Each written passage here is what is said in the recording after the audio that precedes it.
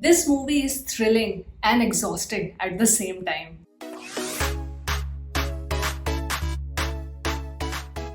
Hello everyone, welcome to I Just React and Review. My name is Ashmita and I hope you all are doing well, and today I will be discussing about the latest Malayalam movie Amazon Prime release, Kala, directed by Rohit VS and starring Moore, Tovino Thomas, Lal and Divya Pillai. This was a very interesting watch for me. So yes, I don't want to delay this any further. Let's get into the detailed analysis.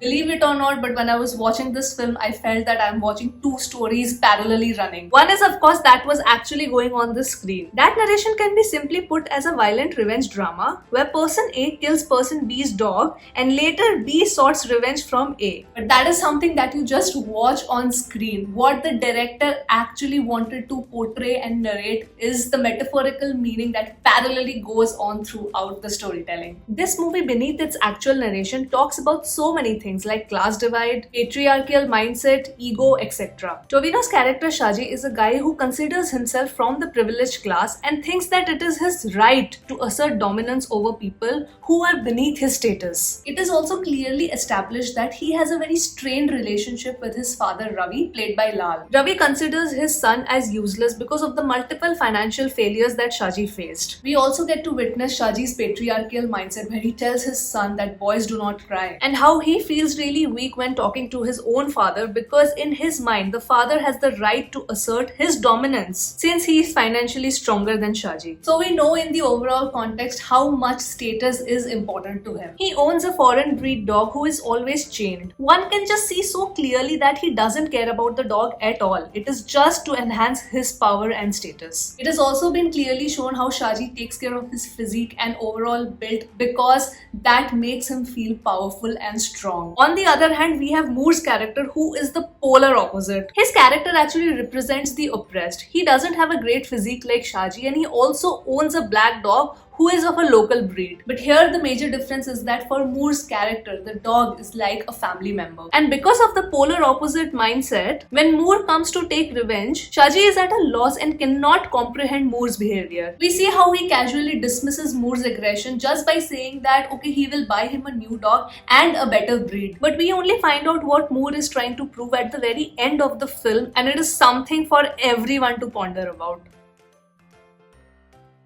When it comes to writing, everything is in the subtext. There are many scenes that have been written in such a way that parallels human behavior with that of animals. The writing suggests that no matter how civilized we become as human beings, deep down we are all primal in nature. Secondly, the action sequences take up majority of the second half of the film. So much so that as a viewer, I was feeling completely battered and tired down by watching this never-ending saga. It's violent and it's a bloodbath. But what I concluded that maybe the writer is trying to drive the point that the fight between the oppressed and the oppressee is probably a never-ending saga. I also believe that the highly stretched action sequences was written to drive a point that the more the dominance by the oppressee, the greater is going to be the resistance by the oppressed. I also want to bring back the point of the physique of these two characters because we see clearly how initially Shaji is so confident that he can overpower someone like Moore. It is a clear representation of how class divide and ego works, and just by adding this very small detail, a greater meaning gets added to the entire action sequence between these two. When Moore keeps retaliating, you can clearly see a hint of surprise on Shaji's face that why isn't he giving up? By the ending also we see that he refuses to call the police even though Lal suggests him to. He says that he will take care of it and he knows what he's doing.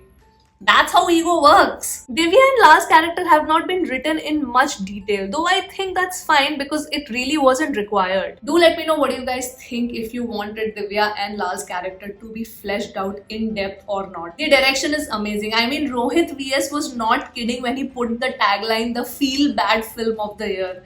Because you're not gonna feel good in any way. If you do not like too much bloodshed and violence, then I will suggest you not to go for this movie. The treatment of this film is extremely interesting to me because at one hand, you can feel that the director wants to keep the movie raw and gritty and very rooted. But on the other hand, he also wants to make it edgy and stylized. And that edginess and styling has come from the cinematography. Now, I feel that he has gone a little overboard with the cinematography and how he he wanted this film to look, because somewhere I felt that the rawness and the grittiness was lost.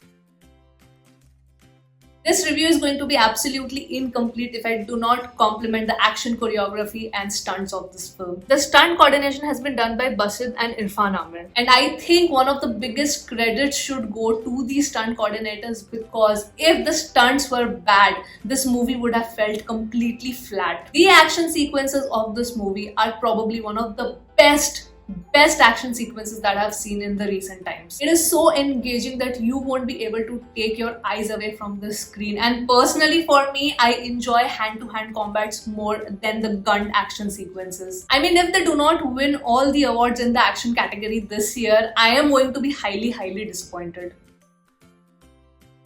Another department that I want to highlight who has done a fabulous job is the makeup, which has been done by R.G. Vayanathan. I mean, you would really feel that, Moore and Tovino are in grave pain because of so much bloodshed that has been happening. I think the makeup just complemented the intensity and the action choreography. It was just brilliantly done. Akhil George is the cinematographer of this film. Now, like I previously said, that this movie looks extremely edgy and stylized, and that's a big credit to him, because technically this movie is just fantastic. Couple of weeks back, I had watched Priest, and there also Akhil George was the cinematographer, and that movie also has some exceptional camera work. But here particularly, you can just feel that this guy is flexing his talent, and you can see a very distinct shift in the color pattern, where the movie, when it starts, it's completely green and plush, and by the end, because it turns so violent, the frame completely becomes red. Even though beautifully done, my only gripe with the cinematography is that at parts, especially in the first half, I felt it was overdone. I have no complaints whatsoever in the second half of the camera work. I think it was brilliant. The fight sequences looked so raw, gritty, and the camera angles and everything was just perfect. But in the first half, even though it was beautiful, I think it was a bit too much at certain scenes where it was really not required. The sound design is... The score is given by Don Vincent, and I think after The Great Indian Kitchen, this is probably the best movie where I've seen impeccable sound design. The sound design in every scene, and I mean every scene, is exceptional. For me, I think in the technical department, the score sound design is the winner. Let's talk about the incredible performances by the two lead actors. I think I was, of course, more excited to watch Tovino, but the show stealer was Moore. Starting with Tovino, I think he immersed himself into the role. You could see the arc so clearly just by looking at his eyes, that he was such a proud person. He considered himself privileged, and by the end of it, he's so beaten down and shattered, and his ego is crushed. Wow, just amazingly portrayed by Tovino. But then comes Moore. I think the guy barely has any dialogues. Barely, maybe like 10 lines in total. But he has carried this film solely on his expressions and body language. I think he literally embodied the personality of a wild animal while performing this role. I don't know, maybe it's just me thinking this, but when I was watching the film, I was wondering how physically draining it would have been to shoot this entire movie. I mean, you cannot bring the authenticity unless and until you completely give in to the character. And I think both these actors just completely 200% gave in to their characters. Otherwise it wouldn't have looked this good on screen. This movie is streaming on Amazon Prime, and aside from it being technically so superior, it also gives you a perspective to ponder upon as an audience. But yes, this movie is not for everybody. I am really appreciative of the director's vision and the point that he was trying to drive through the story. Though for me, I think I would consider it as a one-time watch, and if you can take so much violence and bloodshed on screen, then please do give it a watch, because there is a lot of great subtext that is there in the narration. And yes, that was my review of the 2021 Malayalam film Kala. I hope you have come till the end of the video and have enjoyed watching this review. I'll see you on my next video, guys. Bye bye.